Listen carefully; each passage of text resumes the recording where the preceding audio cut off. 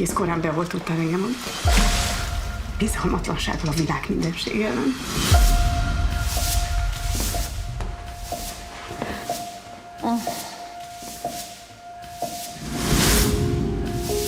Itt van a nagymama anyakönyvi kivonata? Akkor ez igazi? Úgy igazi, hogy hamis, nem tudom. De miért kellett emlékeztetni magunkat a nélkülözésre? Ez az igazság, hát most nem Neked tudok, ez az igazság, nem tudok igen, más mama, mondani. neked ez az igazság.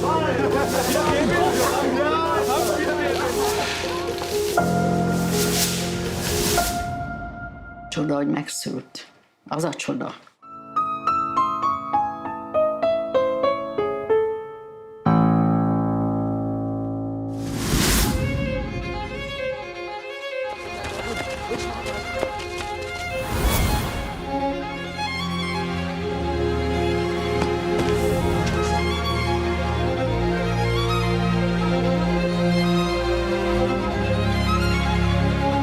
Nem túlélő akarok lenni, mama, hanem élő.